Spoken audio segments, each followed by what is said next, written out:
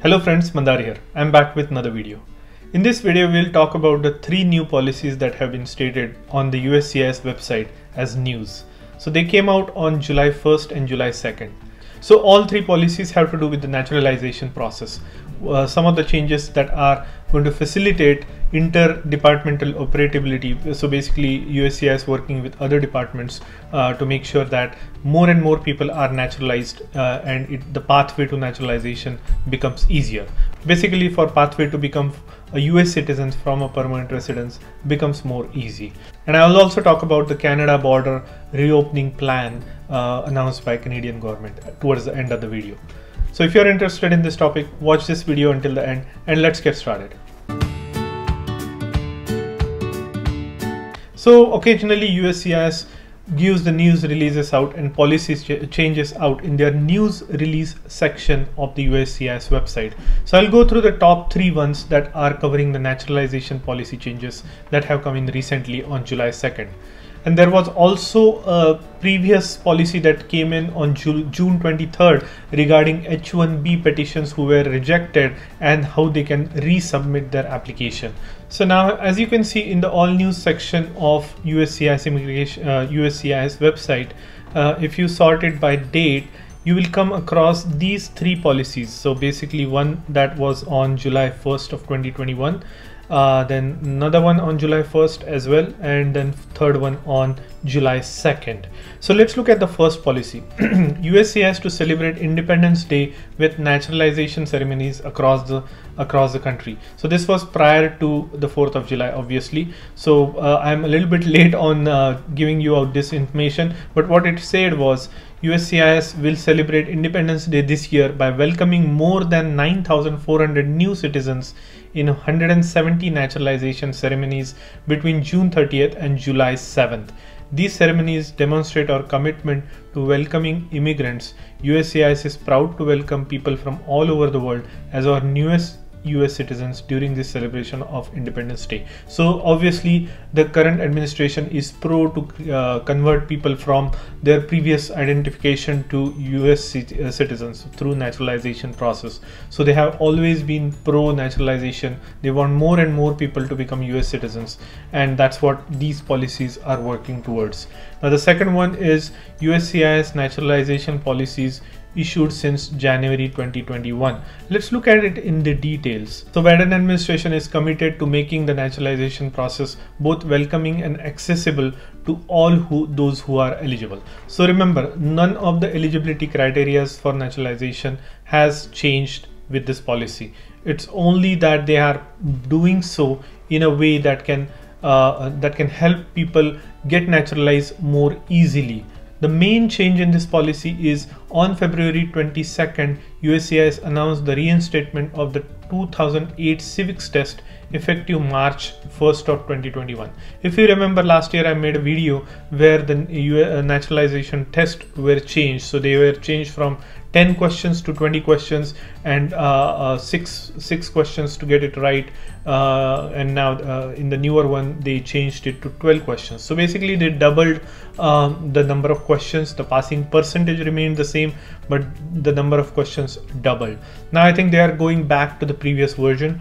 Preserving continuous residence and physical presence of naturalization for purpose of naturalization while engaged in religious duties outside. So this is a key change. What it means is on May 25th of 2021, USCIS published a guideline that applicants who are outside of the United States for 1 year or more to engage in ministerial or priestly functions may treat such time abroad as continuous residence and physical presence. So you may, even if you are absent from the country, the residency requirement takes into effect. But if you are working in this ministerial or priestly functions outside of the United States, your time spent outside of the United States will be considered as present in the United States. That is very interesting because it essentially is reducing the physical presence requirement in a different way.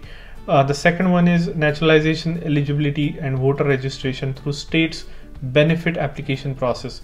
So again, on May 27, USCIS published a guideline regarding an applicant's registration to vote through a state Department of Motor Vehicles and other benefit application process, and the effects of an applicant's on good moral character. This guideline also clarifies that USCIS will not penalize applicants who unknowingly or unwillingly register to vote, and that USCIS does not consider an application to have unlawfully registered to vote if they did not complete or sign the voter registration section. So this is very critical, because a lot of places you must have seen there is a question, do you want to register for a vote, specifically in the driver license and things like that, especially in the if you apply for your real ID. I have seen that in many places. So even if you are not a citizen, you may be prompted that question every now and then. And for instance, if you misrep, and say for instance, if you are a green card holder or a visa holder, and if you select register me for a voter ID, that may be construed as a misrepresentation of being a US citizen, and that is a very big felony in the immigration world. But what this policy is saying, that will not, even if you did so in any other application to vote, to register for vote, that won't be held against you. You have to specifically register on through the voter registration section to be eligible to vote, and any other method will not penalize you for misrepresentation if you are not actually a US citizen. So this is a very important policy change.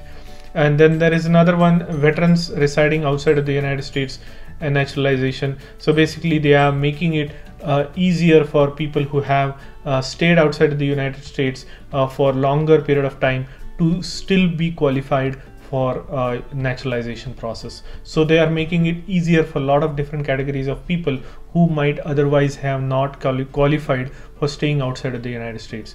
And then the last one is the derivative citizenship of children. So on May 24, 2021, USCIS published a technical update to USCIS policy manual that incorporates into Nationality Chart 3 the new INA 320C provision, which is basically saying regarding the automatic citizenship of a foreign born child of a US citizen employee of the US government or US Armed Forces. So if a US Armed Forces personnel or they give a birth to a child outside the country, they automatically become US citizen.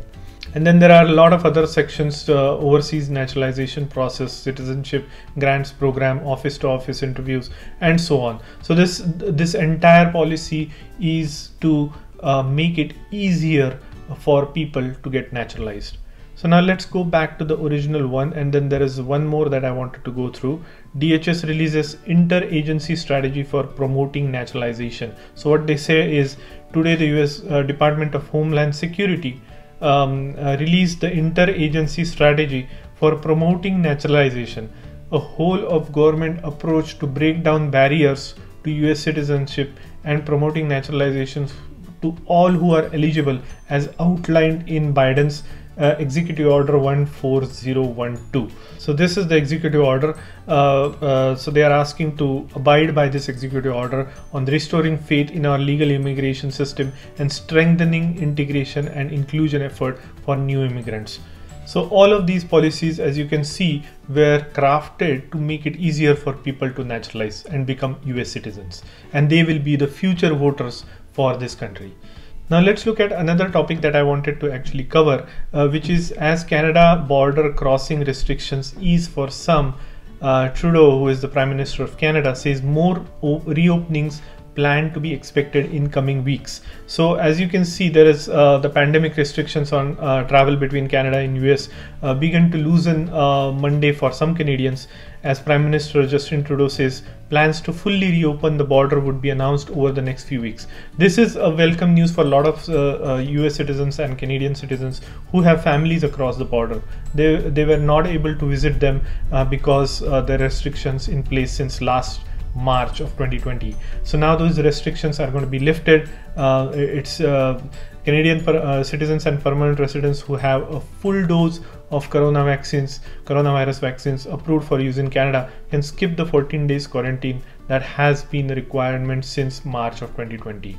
And eligible air travelers also no longer have to spend their first 3 days in the country at a government approved hospital. So these are the type of restrictions that were put in place by Trudeau government since last year, and they are going to ease them a little. So really that's all I wanted to cover through this video. So if you got the value out of this video, please hit the like button and consider subscribing to my channel, and I'll see you in the next one.